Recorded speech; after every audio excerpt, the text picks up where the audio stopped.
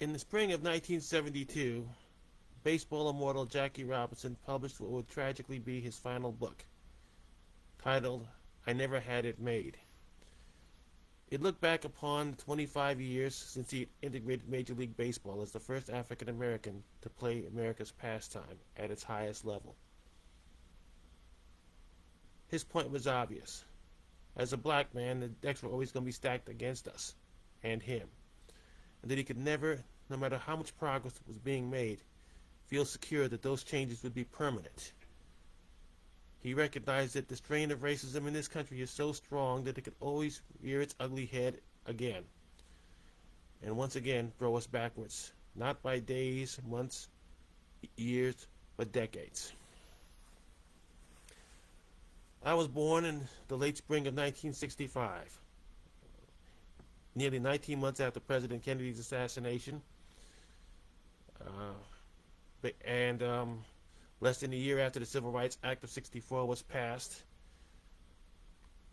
a few months before the passage of the Voting Rights Act of '65, 2 years before Lovey versus Virginia, which made interracial relationships legal in this country, finally, and nearly 3 years before the passage of the Fair Housing Act of 1968. So I came right at the beginning of this new awakening, if you will. And yes, as I grew up, things did improve. Race relations across and everything else, they improved. We no longer have to worry about lynch mobs. Acts of racism were not so blatant. But having been born into a family with parents who were born in the 20s, and with their friends being the age of my grandparents who were born in the late 19th, early 20th centuries, and having neighbors born around that time, black and white, it quickly dawned on me that the positive changes that we were experiencing in the 70s and even into the 80s were not necessarily going to be permanent. They were going to probably be a reprieve from history. That eventually America's innate bigotry and hatred of the other was going to reassert itself, and we were going to be hurled backwards. So I enjoyed those rights and liberties as best as I could. Registered to vote when I was 18 and have not missed a major election since. But in the back of my mind, I always felt that we were going to go backwards like we've gone now. A point my father made to me in the summer of 1985 when, without warning, he towered over me and started crying and screaming in the presence of my mother and some family friends of my grandmother. Now, my father rarely cried. It's like only the second time I saw him cry in my life. And I thought I'd done something terrible in whatever, and it wasn't me. But I remember him towering over me in that summer, the house in Freeport, screaming. He said, I am upset because I'm afraid my son here is going to have to refight the battles I fought growing up in the 30s, 40s, and 50s. And he gave me a very stark, and he gave me, my mother, and everyone there, a very stark image of what he was talking about.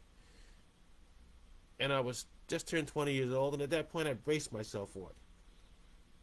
So everything that's happened right now, it's happening at this moment with the immigrants, people of color like myself being singled out, profiled. It's upsetting,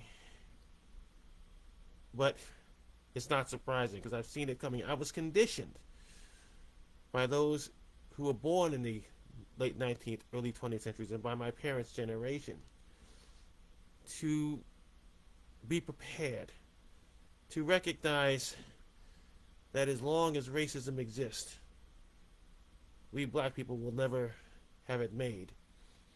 As long as sexism exists, women will never have it made.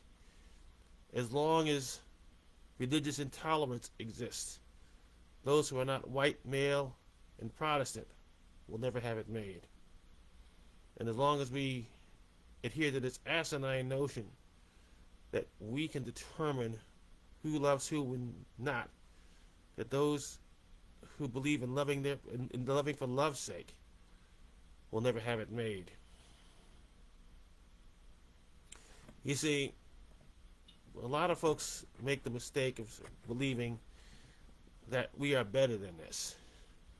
No, what we're going through right now, what we're experiencing right now, is us. It's part of our human DNA. Humanity or human nature is by nature cowardly, in the sense that there is this overwhelming desire to conquer, to believe in conquest.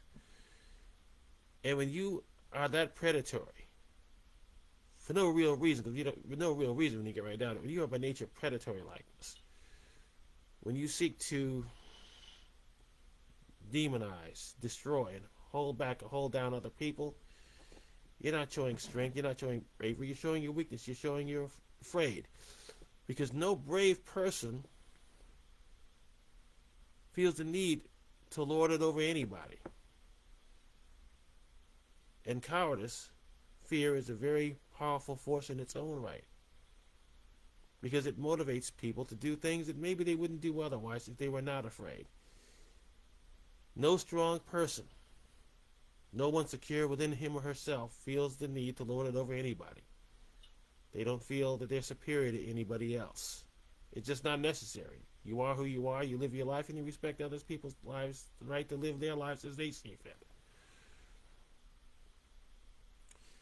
So, this is more than just the reemergence of racism in this country, of intolerance, hatred. We have allowed, in many cases, through our own indifference to the pollings, or assuming we had it made, that we just took it for granted that we could never go back to the dark days of the past, and our adversaries have taken full advantage of that to our collective detriment. For even they are suffering, or about to. You know, light will always conquer darkness,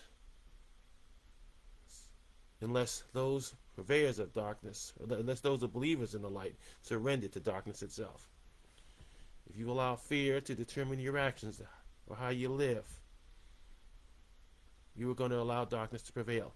The cliches that things, we've come a long way, we have a far longer way to go, it's nonsense these days.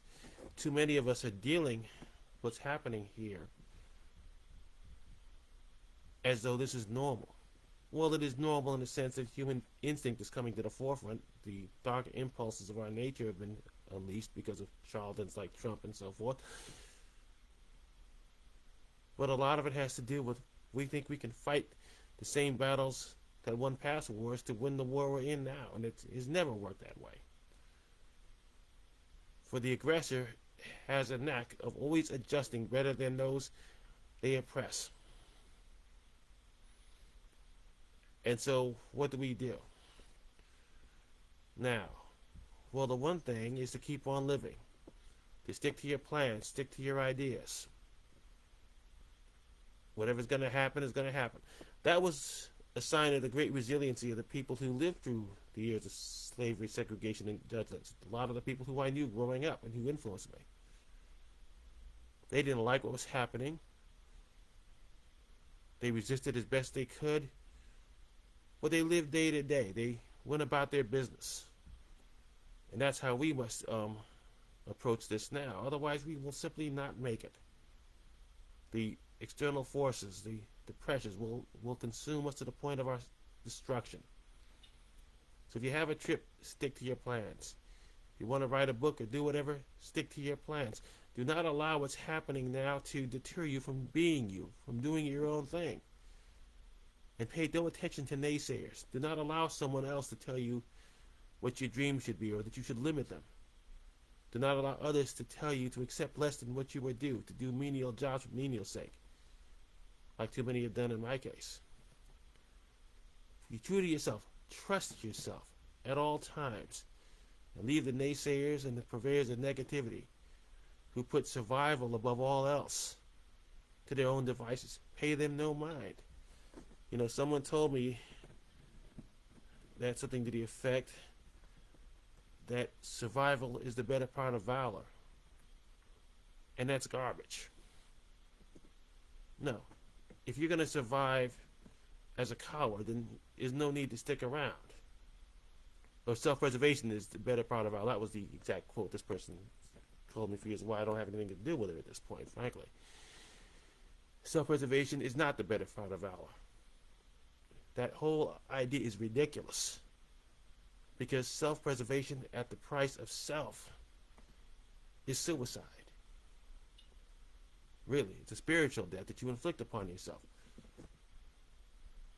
If our lives matter, if we as Black Lives Matter, if our Black Lives Matter, we have to take the position ultimately that we must fulfill these lives as best we can according to our own standards, according to our own beliefs. And if that means risking our lives and so forth, we'll even losing them. That is a fair and just price to pay. It doesn't matter what others may think about it. You have to live for yourself in the end.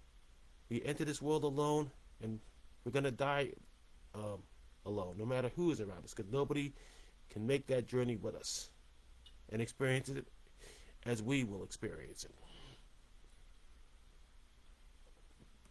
You know, my old man, my folks, the people I'm in the corner right now, I applaud them and I thank them for really pushing me in this direction. I thank my wife Marcia for finally forcing me to wake up. I thank my longtime friend Ricky Gordon and my longtime brother, Circuit Big Brother Wynton Marsalis and Plutus James. I thank these individuals for finally breaking through to me and saying, listen, E, or Brother E as they call me, be you, do your thing. Ignore the naysayers, ignore the negative people in your life and get the hell away from them and do you. I admire my mother above all else for sticking by me, for pushing me.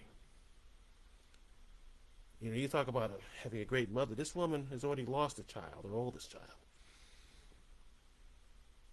And now that I've finally found my way and I'm going forward, she's willing to do whatever she can to help me get to where I'm aiming for, even at the risk of losing her own son, because she sees the larger picture. My wife, Brother Wynton, Red, they all see the larger picture.